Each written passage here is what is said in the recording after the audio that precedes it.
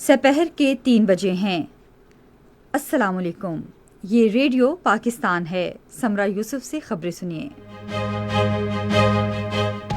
اہم خبروں کا خلاصہ۔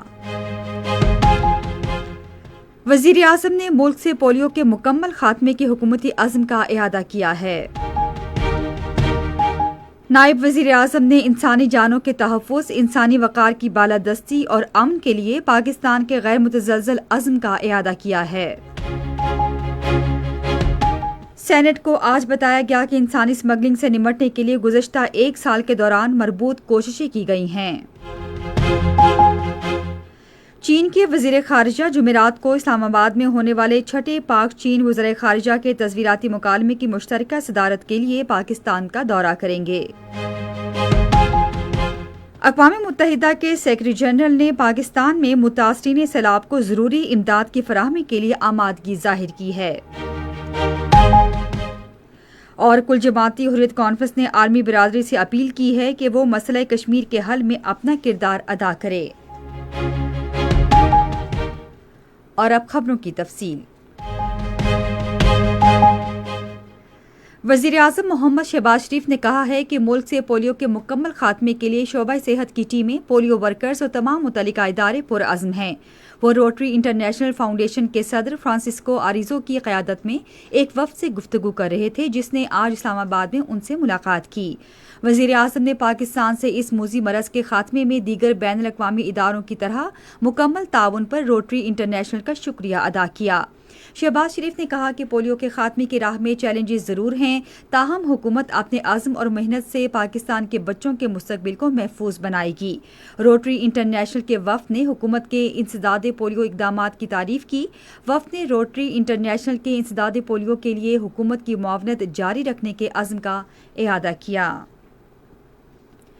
نائب وزیر اعظم اور وزیر خارجہ محمد اسحاق ڈار نے کہا ہے کہ سندھ طاس معاہدہ پاکستان کے آبی تحفظ اور ماحولیاتی استحکام کے لیے انتہائی اہمیت کا حامل ہے۔ وہ لندن میں پاکستان نژاد برطانوی وکلاء کے فورم کے اجتماع سے خطاب کر رہے تھے۔ یہ اجتماع بھارت کی جانب سے سندھ طاس معاہدے کو یک طرفہ طور پر معطل کرنے کے غیر قانونی اقدام کے تناظر میں منعقد کیا گیا، جو پاکستان کے 24 کروڑ عوام کی بقا کے لیے خطرے کا باعث ہے۔ اجتماع میں شریک وکلاء نے بھارت کے اقدامات کو آبی جنگ قرار دیتے ہوئے ان کی متفقہ طور پر مذمت کی اور برطانیہ میں قانونی ٹاسک فورس کے قیام کا عزم ظاہر کیا۔ نائب وزیر اعظم اور وزیر خارجہ محمد اسحاق ڈار نے انسانی جانوں کے تحفظ، انسانی وقار کی بالادستی اور امن کے لیے پاکستان کے غیر متزلزل عزم کا اعادہ کیا ہے۔ آج انسانی ہمدردی کے عالمی دن کے موقع پر اپنے پیغام میں انہوں نے کہا کہ پاکستان انسانی ہمدردی کے تحت خدمات سر انجام دینے والے کارکنوں کے عزم و حوصلے اور جذبہ ہمدردی کا احترام کرتا ہے، جو دنیا بھر میں بڑھتے ہوئے انسانی بحرانوں کے دوران مصیبت زدہ افراد کے تحفظ کے لیے اپنی جانیں خطرے میں ڈالتے ہیں۔ انہوں نے کہا کہ آج عالمی برادری کے لیے جنگوں اور تنازعات سمیت انسانی بحرانوں کی بنیادی وجوہات سے نمٹنے کے عزم کی تجدید کا دن ہے۔ انہوں نے کہا کہ فلسطین میں جاری نسل کشی کے اثرات بہت گہرے ہیں، جس سے معصوم بچوں اور شہریوں کو ناقابل تصور تکالیف کا سامنا ہے۔ عالمی برادری کو چاہیے کہ وہ غزہ کی انسانی صورتحال کو بین الاقوامی قوانین کے مطابق فوری طور پر حل کرے۔ نائب وزیر اعظم نے کہا کہ دنیا کو بھارت کے غیر قانونی زیر قبضہ جموں کشمیر میں جاری انسانی بحران پر بھی توجہ دینی چاہیے۔ اس سال انسانی ہمدردی کے عالمی دن کا موضوع ہے عالمی یکجہتی اور مقامی آبادی کی طاقت۔ ریڈیو پاکستان آج سپہر 4:05 پر اپنے قومی نشریاتی رابطے پر انسانی ہمدردی کے عالمی دن کے موقع پر ایک مذاکرہ نشر کرے گا۔ سینیٹ کو آج بتایا گیا کہ انسانی اسمگلنگ سے نمٹنے کے لیے گزشتہ 1 سال کے دوران مربوط کوششیں کی گئی ہیں۔ وزیر قانون اعظم نذیر تارڑ نے وقفہ سوالات کے دوران ایوان کو بتایا کہ وزیر اعظم نے انسانی اسمگلنگ کے معاملے کا نوٹس لیا ہے۔ وزیر مملکت برائے داخلہ طلال چودھری نے ایوان کو بتایا کہ انسانی اسمگلروں سے بھی ملی بھگت پر FIA حکام کے خلاف بھی کارروائی کی گئی ہے۔ انہوں نے کہا کہ یونان میں کشتی حادثے میں متاثرہ مسافروں کو بھجوانے میں ملوث ہونے پر FIA کے 41 اہلکاروں کو برطرف کیا گیا۔ انہوں نے کہا کہ ان کے خلاف فوجداری کارروائی بھی شروع کی گئی ہے۔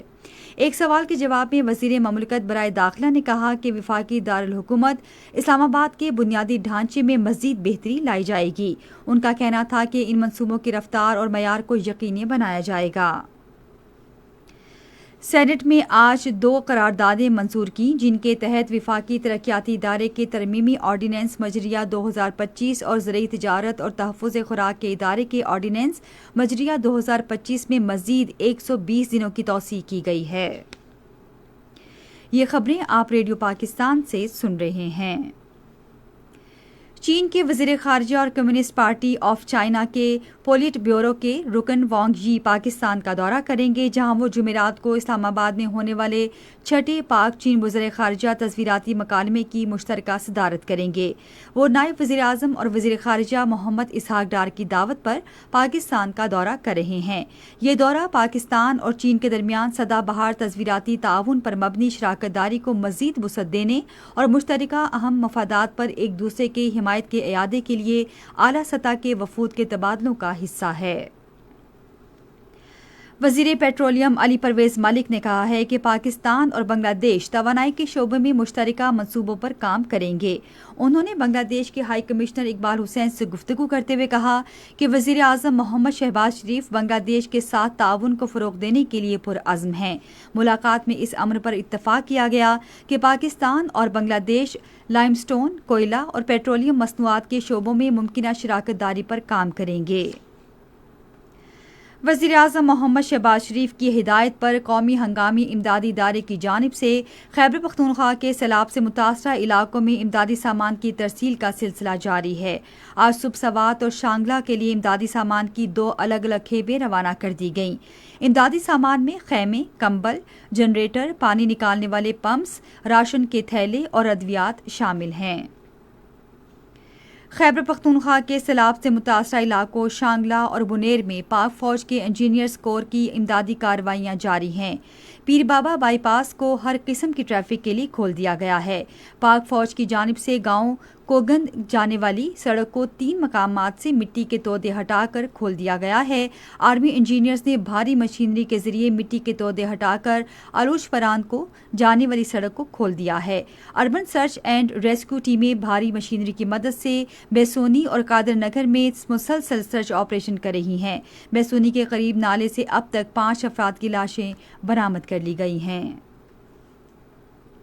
اقوام متحدہ کے سیکرٹری جنرل اینٹونی گوتریس نے پاکستان میں حالیہ سیلاب سے ہونے والے جاری نقصان پر گہرے دکھ اور افسوس کا اظہار کیا ہے۔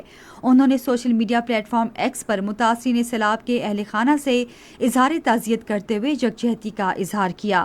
اینٹونی گوتریس نے کہا کہ اقوام متحدہ کسی بھی قسم کی ضروری امداد کی فراہمی کے لیے تیار ہے۔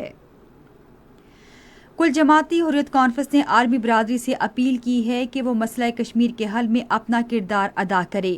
سری نگر میں ایک بیان میں حریت کانفرنس کے ترجمان عبدالرشید منہاس نے کہا کہ کشمیریوں کو ان کا پیدائشی حق خود ارادیت دینے تک جنوبی ایشیا میں امن کا قیام ممکن نہیں۔ حریت کانفرنس کے ترجمان نے کشمیری نوجوانوں کو ڈرانے دھمکانے کی شدید مذمت کی۔ انہوں نے انسانی حقوق کی بین الاقوامی تنظیموں سے بھی اپیل کی کہ وہ بھارت اور مقبوضہ وادی کی مختلف جیلوں میں تمام غیر قانونی طور پر نظر بند کشمیری حریت رہنماؤں کو رہا کرنے کے لیے بھارت پر دباؤ ڈالیں۔ معروف فلم ساز، ہدایت کار اور اداکار شوکت حسین رضوی کی آج 26ویں برسی منائی جا رہی ہے۔ شوکت حسین رضوی 1914 میں اعظم گڑھ برٹش انڈیا میں پیدا ہوئے۔ تقسیم کے بعد وہ پاکستان آ گئے۔ انہوں نے 1942 میں اپنی پہلی فلم خاندان کی ہدایت کاری کی۔ ان کی مشہور فلموں میں جگنو، چنوے اور جان بہار شامل ہیں۔ شوکت حسین رضوی 1999 میں آج کے دن لاہور میں انتقال کر گئے۔ ریڈیو پاکستان آج سپہر 3:45 پر اپنے قومی نشریاتی رابطے پر فلموں کے معروف ہدایت کار شوکت حسین رضوی کی برسی کے سلسلے میں ایک فیچر پروگرام نشر کرے گا۔ اور اب موسم۔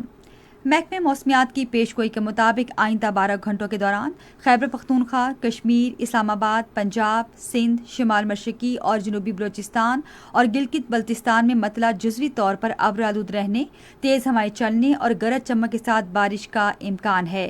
آج ریکارڈ کیا گیا بعض اہم شہروں کا درجہ حرارت: Islamabad 26 degree centigrade, Lahore 35، Karachi 33، Peshawar 31، Quetta 29، Gilgit 28، Muzaffarabad 24، Murree 18، جبکہ سری نگر 22، جموں 31 اور لیہ میں 15 ڈگری سینٹی گریڈ ریکارڈ کیا گیا۔ آخر میں اہم خبروں کا خلاصہ ایک بار پھر سن لیجیے۔ وزیر اعظم نے ملک سے پولیو کے مکمل خاتمے کے حکومتی عزم کا اعادہ کیا ہے۔ نائب وزیر اعظم نے انسانی جانوں کے تحفظ، انسانی وقار کی بالادستی اور امن کے لیے پاکستان کے غیر متزلزل عزم کا اعادہ کیا ہے۔ سینٹ کو آج بتایا گیا کہ انسانی اسمگلنگ سے نمٹنے کے لیے گزشتہ ایک سال کے دوران مربوط کوششیں کی گئی ہیں۔ اقوام متحدہ کے سیکرٹری جنرل نے پاکستان میں متاثرین سیلاب کو ضروری امداد کی فراہمی کے لیے آمادگی ظاہر کی ہے۔ اسی کے ساتھ خبریں ختم ہوئیں۔ مزید خبروں اور تجزیوں کے لیے آئیے ہماری ویب سائٹ radio.gv.pk پر اور فیس بک کے link radio Pakistan news official پر براہ راست ویڈیو اسٹریمنگ بھی ملاحظہ کیجیے۔